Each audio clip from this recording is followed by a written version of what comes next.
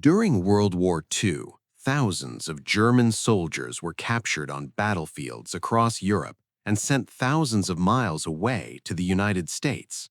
For many of these men, the very thought of being held in America was almost unimaginable. They had endured bombing raids, freezing winters, hunger, and fear. They expected harsh conditions, brutal guards, and a life of punishment far from home.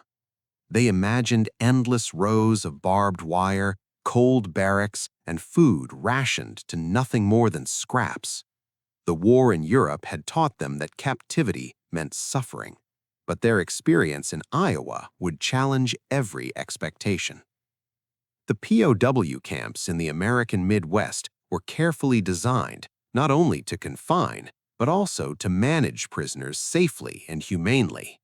In Iowa, sprawling camps held thousands of men, yet life inside was structured with surprising order and purpose.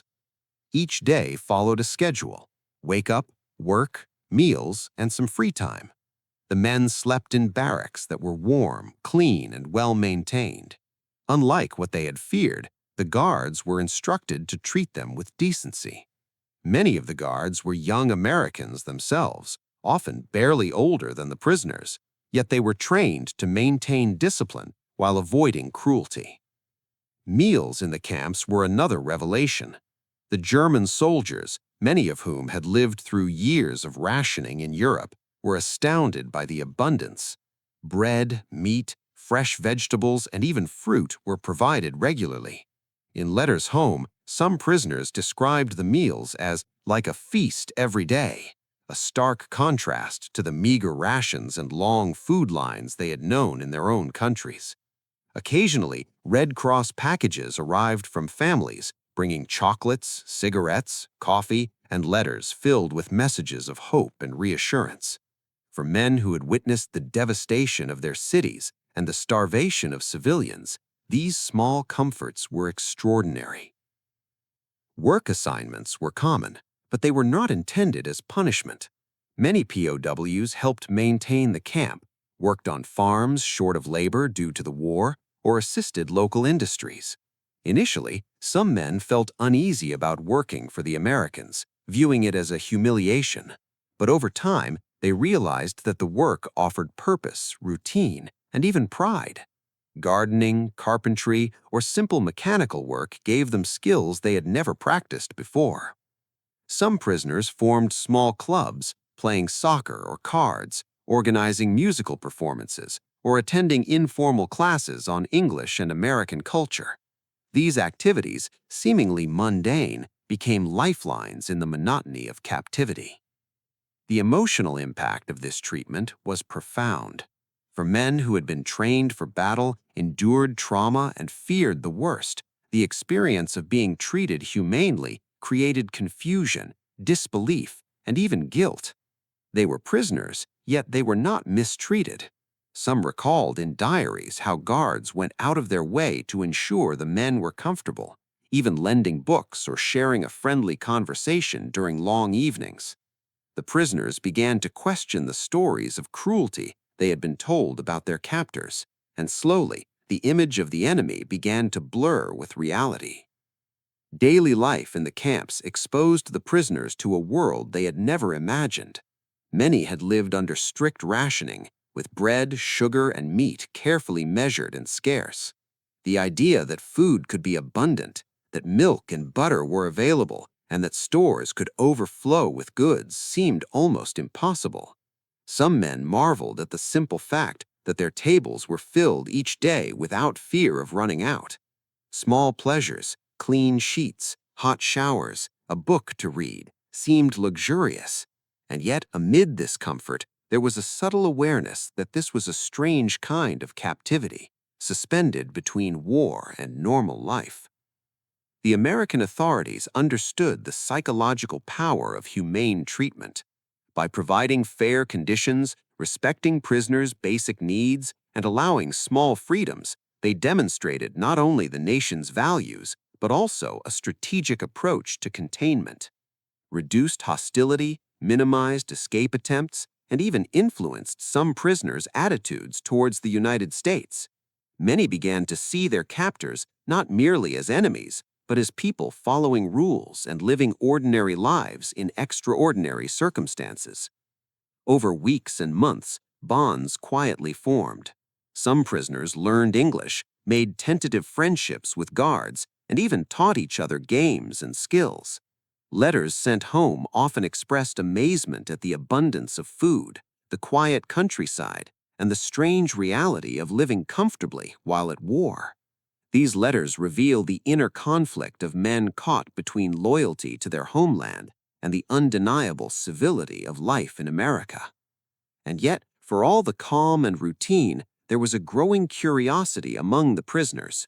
They began to hear whispers about the towns beyond the camp, about the people who lived normal lives, and about stores overflowing with goods that seemed unimaginable in wartime Europe. The first steps outside the gates of Iowa's camps would soon confront them with an even more extraordinary sight: a small American grocery store filled from floor to ceiling with bread, meat, fruit, and canned goods, a scene that many prisoners would later describe as almost impossible to believe. It was a moment that challenged everything they thought they knew about the world outside the battlefield, and it would leave a lasting impression that none of them would ever forget. The day finally came when a small group of German prisoners was escorted out of their camp for the first time. For weeks they had been confined within the fences, observing the orderly routines of the camp, yet hearing faint stories of the world beyond. Their instructions were simple: assist with unloading supplies at a local grocery store in a nearby Iowa town. The men expected something ordinary, perhaps tedious, but what they were about to see would shatter their expectations entirely. As the bus wound its way through rolling fields, the prisoners gazed out the windows in quiet fascination. The landscape was unlike anything many had seen in Europe, especially in the war-torn regions they had left behind. Roads were clear, lined with trees and neat farmhouses. Children played in yards. Bicycles leaned against fences, and the streets were free of destruction. In contrast to the bombed-out cities and ration lines of home, this world seemed almost peaceful, almost impossible.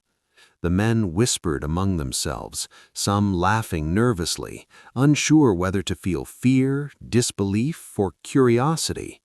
Arriving in town, they were led toward the grocery store, a modest building on the main street, yet its significance would soon become clear. As the POWs stepped inside, the first thing they noticed was the smell: warm bread, fresh produce, and roasted coffee. The scent alone was a revelation, reminding some of distant memories from childhood, long suppressed by years of wartime hardship. They froze in place, eyes wide, taking in the shelves.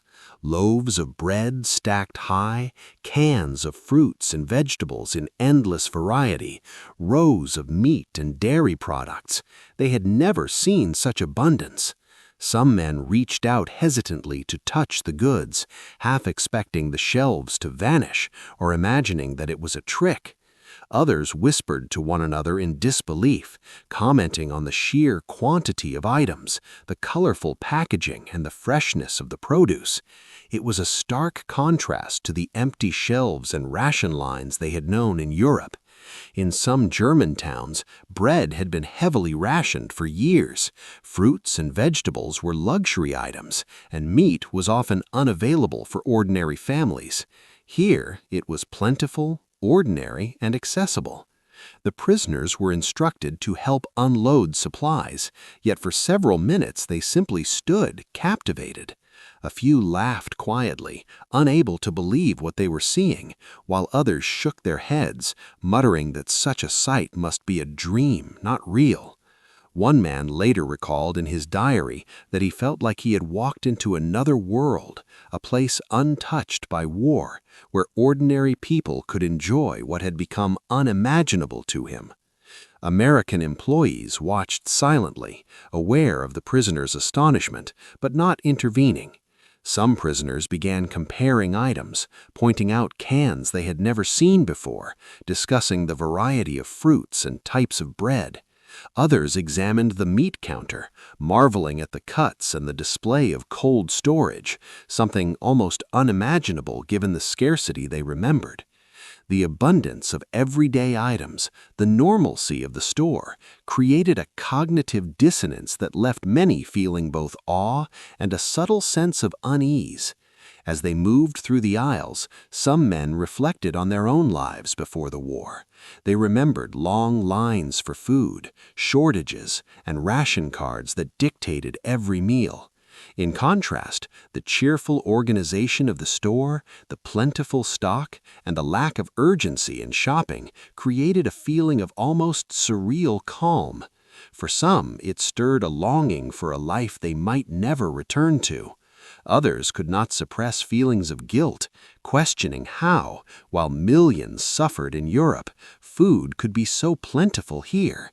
Even the simplest items caught their attention. Fruits like apples and oranges, which were rare luxuries back home, seemed almost excessive. Cans of soup and vegetables, jars of peanut butter, sugar in abundance. Everything was orderly, well-stocked, and meant for everyday use. The prisoners realized that the store was a reflection not just of wealth, but of a culture that had been largely untouched by the destruction that defined Europe during the war. Some of the men laughed quietly at the irony. Here they were, soldiers of the German army, trained for destruction, standing in awe of everyday goods, unable to reconcile the stark difference between scarcity and abundance. The experience also began to reshape their understanding of Americans, not as enemies, but as people living ordinary lives, attending school, working jobs, shopping for groceries, and maintaining communities while the world was at war. The visit lasted only an hour, yet its impact was profound. When they returned to the camp, the prisoners carried stories of the store with them, describing it in detail to those who had not gone. The sight of so much food, the orderliness, and the calm environment became a benchmark against which they measured everything else. It was a revelation of the contrast between wartime Europe and small-town America, a moment that would linger in memory long after the war ended. The grocery store experience was more than just about food. It became a symbol of what life could be: abundance, peace, and normalcy, even in the midst of global conflict. For the German prisoners, it marked the beginning of a new perspective, a realization that the enemy country might not be the monster they had been told, but a place with ordinary people and extraordinary kindness, at least in small towns like this one in Iowa.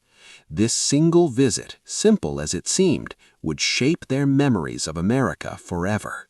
The moment the German prisoners stepped into the grocery store, time seemed to slow. They had imagined work, dull labor, perhaps even hostility from Americans, but instead they were greeted by a sight that defied everything they had ever known.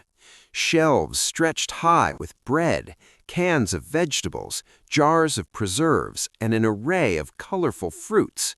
Rows of meat lay in cold display cases, perfectly arranged, ready for purchase. The men stopped in their tracks, jaws tight with disbelief, eyes scanning every aisle as if the abundance might vanish if they blinked. Some whispered to one another, unable to contain their astonishment. Others laughed nervously, shaking their heads as if trying to convince themselves that this was not a dream. In wartime Germany, bread was rationed down to a few slices a day. Fruit was a luxury reserved for the wealthy or for children. Meat had been nearly impossible to obtain for ordinary civilians, and canned goods were a rare commodity. Here, in a small Iowa town, every item seemed limitless, ordinary, and almost casual. The prisoners felt as though they had walked into a parallel universe. One soldier reached out, tentatively lifting a loaf of bread, feeling its soft crust in disbelief. Another picked up a can of peaches, staring at the colorful label, marveling that something so simple could exist in such quantity. They exchanged hushed comments, comparing it to the desolate shops back home, where ration cards dictated each purchase and long queues often ended in disappointment. The contrast was stark, almost overwhelming. As they moved deeper into the store, the prisoners began to notice details that made the experience even more surreal. Fresh vegetables were stacked neatly in bins, glistening under bright lights. Butter and cheese were abundant, packaged in quantities that would have fed a small family for weeks. Coffee, sugar, and even chocolate were readily available. For men who had endured years of scarcity, the very presence of these items was astonishing. One POW later recalled that he felt a mixture of joy and guilt, knowing that back home, families were struggling to find even the most basic staples. The prisoners' reactions were varied. Some stood silently, absorbing every detail, while others moved through the aisles with a cautious fascination, as if touching the goods might shatter the illusion. A few soldiers tried to imagine what it would be like to live here, to shop for groceries like the Americans they had been told were enemies. It was difficult to reconcile the abundance with the images of destruction, ration lines, and hunger they had witnessed across Europe. Beyond food, the prisoners noticed the order and organization of the store itself. Items were neatly labeled, shelves fully stocked, aisles wide and clean. There was a quiet efficiency, a sense of calm that contrasted sharply with the chaos and uncertainty of wartime life in Europe. The men were struck not just by the quantity of goods, but by the fact that they were available for ordinary people to enjoy. It was a glimpse of everyday life that most had assumed did not exist during war. Some of the POWs began to talk to one another about the differences they saw. One mentioned that in his town, bread was often moldy or rationed so strictly that families could only eat a few slices a day. Another compared the fresh fruit to what he remembered from childhood, long before the war. There was an almost palpable tension between awe and incredulity. How could a country at war maintain such abundance? How could ordinary people live in comfort while their enemies struggled for survival? The experience also stirred deep emotions. Some men felt relief at the realization that they were not being punished, that life in America could be safe, even generous. Others felt a pang of longing, thinking of loved ones back home who were facing hunger and hardship. There was a quiet, reflective mood that settled over the group as they moved from aisle to aisle, touching, observing, and sometimes laughing softly at the sheer impossibility of it all. For many, this grocery store visit became a defining memory of their time in America. It symbolized the stark difference between wartime scarcity in Europe and everyday life in small-town America. It revealed a humanity and normalcy that the soldiers had not expected to encounter, challenging preconceived notions of the enemy and their world. Some later wrote in diaries that this moment changed the way they thought about the United States, planting seeds of understanding that would last long after the war ended. As the POWs finished their work, carefully unloading crates and assisting where needed, they were allowed a few moments to look around, to absorb the abundance once more before returning to the camp. They carried with them not just physical tasks completed, but mental images that would linger. Aisles filled with bread, stacks of canned goods, colorful fruits, and meat that glistened under the lights. It was a world that seemed almost impossible, a world that contrasted so sharply with the memories of hunger, destruction, and fear they had carried with them across the Atlantic. When they returned to the camp, the prisoners shared their astonishment with those who had stayed behind. Stories spread quickly of the grocery store filled with more food than anyone could imagine, the orderly aisles, and the quiet efficiency of the Americans who worked there. Letters home described the experience in detail, often with disbelief and awe, portraying America not as a land of chaos or cruelty, but as a place of abundance, civility, and a strange kind of generosity. The grocery store visit marked a turning point in the prisoners' perception of their captivity. It was a moment of wonder, a collision of two worlds, and a lesson in how ordinary life could exist even in extraordinary times. For the German soldiers, this small excursion into Iowa would remain etched in memory as one of the most surreal and illuminating experiences of the entire war, a vivid reminder of how much life could differ across borders, even in a world consumed by conflict. Life at the camp settled back into routine after the grocery store visit, but for many German prisoners, the experience lingered in their minds. Each day was a mix of work, meals, and small moments of recreation, but now even mundane tasks carried new meaning. The streets of the nearby town, the abundance they had seen, and the kindness of some Americans had left a lasting impression. Some prisoners found themselves thinking more about the world beyond the fences than about the war they had left behind. Work assignments in and around the camp continued. Men tended gardens, repaired barracks, and assisted in local farms where labor shortages had become critical due to the draft. The labor was purposeful, not punitive. Many prisoners discovered skills they had never used before, driving tractors, carpentry, or even basic mechanical repairs. For some, these experiences became small victories, moments of accomplishment that contrasted with the chaos of combat and the helplessness of capture. They found that contributing, even as captives, gave them a sense of identity and purpose. Interactions with Americans outside the camp began to take on a deeper meaning. Farmers and townspeople they worked with were often curious but friendly, asking about their lives, families, and experiences in Europe. Some POWs discovered that the Americans were not monsters, as propaganda had suggested, but people living ordinary lives under extraordinary circumstances. There were small acts of kindness, a shared cigarette, a brief conversation, or a smile that reminded the men that humanity could exist even in times of war. Inside the camp, life included recreational opportunities that were unexpected. Soccer matches were organized between prisoners or even with friendly guards, and musical performances or impromptu concerts became common. Men who had never considered music or sports as part of daily life found themselves participating, learning, and enjoying. Some even taught each other games from their hometowns, sharing stories of childhood and home. These activities offered a sense of normalcy, a rare respite from the war that had dominated their lives for years. Meals continued to be plentiful, yet for some prisoners, the memory of the grocery store visit made each meal a reminder of abundance. They compared their rations to the scarcity they remembered in Europe, reflecting on how ordinary Americans could live with so much while families back home struggled. Letters written during this period often described astonishment at simple luxuries, milk, butter, fresh bread, and the strange reality of being treated well while the world was at war. The cultural exchange went beyond mere observation. Some prisoners began learning English, practicing it in small conversations with guards and local workers.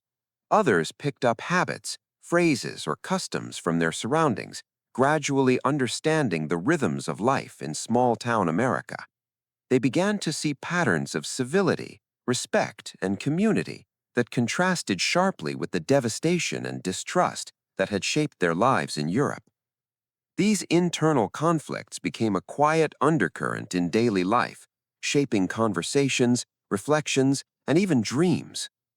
Over time, small friendships formed, often across cultural boundaries. Guards who were once faceless authority figures became familiar personalities, sometimes exchanging jokes, offering advice, or simply listening to stories from home. The prisoners began to understand that ordinary people could act with kindness, that relationships could exist even under the strict rules of captivity. The daily interactions, small as they seemed, created a complex mosaic of understanding, curiosity, and mutual respect. Education was another unexpected aspect of camp life.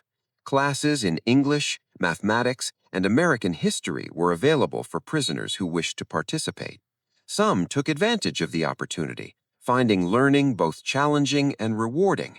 It offered mental stimulation and a distraction from monotony, while also preparing some to navigate life beyond the camp should they survive the war.